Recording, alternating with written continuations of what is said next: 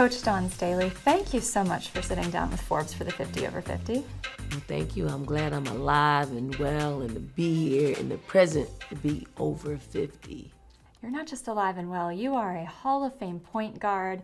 You have earned multiple Olympic gold medals, both as a player and as a coach. You have led the South Carolina Gamecocks to 3 national championships, and this year, along with the NCAA women's titles, you were undefeated. I want to start by asking, how do you maintain this record of excellence?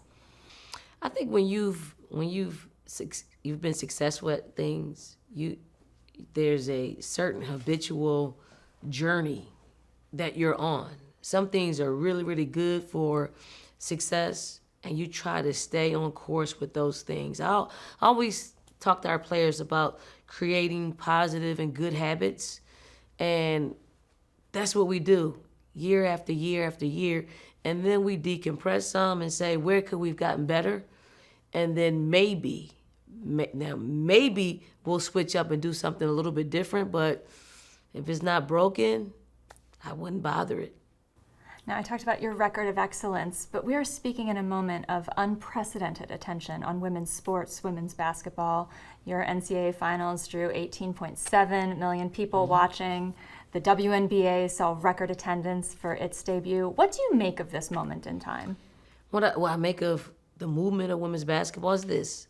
I do believe we've been held back for a very long time, and now it's we're like bottlenecking it. We're trying to get to the top and get as many eyeballs on our game, and people are clamoring. They're clamoring to watch. They're clamoring to be in attendance. They're buying probably, we don't even notice, but record amounts of apparel and clothing. I just think it's been on the rise for so long. Now it's uncontrollable. I think we're in a great place where people are really looking at us as a sport.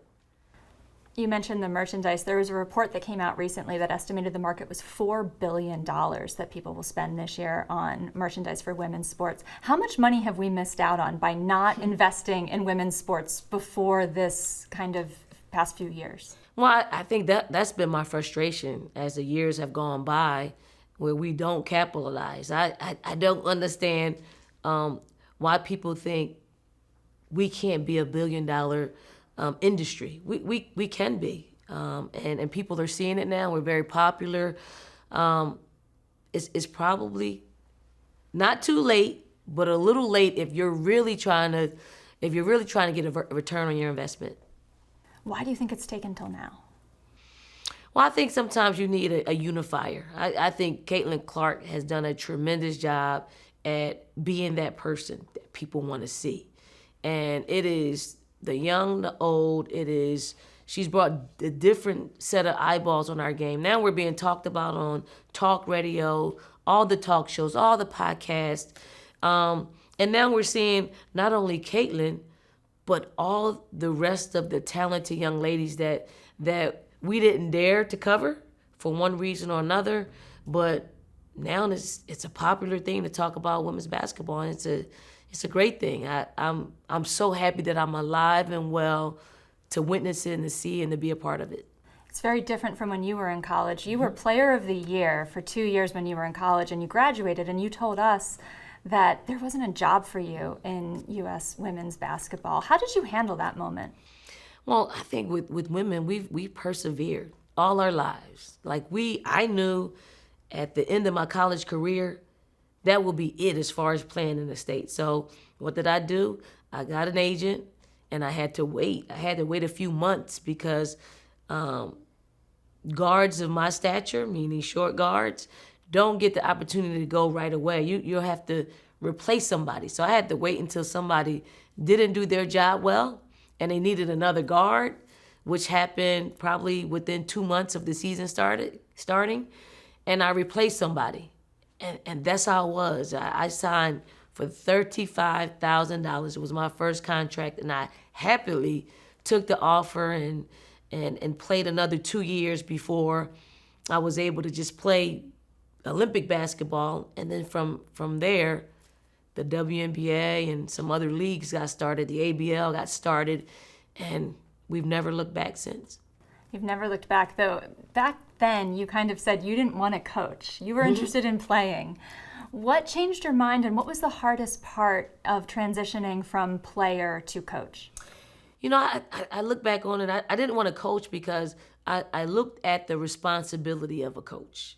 It's a lot, and I was closer to my players' ages than their parents, so I was a little bit afraid of that responsibility. But also when I looked at what the AD, his name was Dave O'Brien, I mean, he challenged me to turn the program around, and I never looked at basketball as a challenge. And when he did, that was the very thing that I needed to accept that challenge. And now as I look back on it 24 years ago, I mean, I'm doing what I'm supposed to do. Like, coaching is my second skin. It is exactly what I'm supposed to be doing. And fortunately for me, basketball continues to love up on me as strongly as I love it.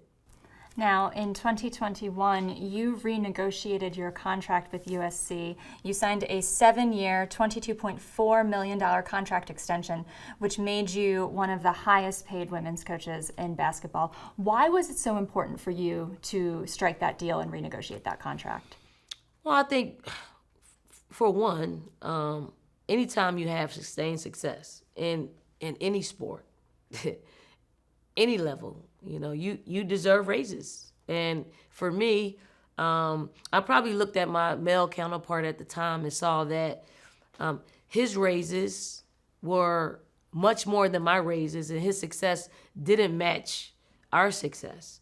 So I thought it was a great opportunity for me to just speak on that and to talk about that, especially when you got to strike when the iron's hot. You can't go in and ask for certain things if you're not, you know, you haven't had success. You just really can't, or else it doesn't make sense to people. What makes sense is success, like sustained success makes sense. Sometimes it doesn't make sense for women to ask for that. I don't know why, but it made sense for me. And I hope in me going to ask and me fighting that fight, not just women's basketball coaches get to benefit from it, but I hope every profession, because I'm sure every woman that is an executive that is doing the same type of job that their male counterparts are doing with the same type of success, some of them are afraid to go ask because, you know, they want to lose their footing. But when you bet on yourself, when you utilize the perseverance that it took to get you to that, you know, to that status, it's the same kind of gall it takes to go in there and ask for what is your worth. Like, you deserve that. You're not asking for, you know, a handout. You're asking for what you deserve, and don't be afraid to go in there and do that. Now we're talking for the 50 over 50, and I have one final question before we let you go. Is being over 50 an advantage or disadvantage in your line of work? Being over 50 is the most liberating. Like, seriously, I know myself. Like, being over 50, you're more lean in life. You know what you like. You know what you don't like. And a lot of people will look at me and say, "Oh, I can't believe she's over 50." I don't always act like I'm over 50. I act age appropriate when necessary, but when I'm with my players, I feel in my 30s. I feel more in my 50s when they get on my nerves. Coach Staley, thank you so much for joining us. Thank you.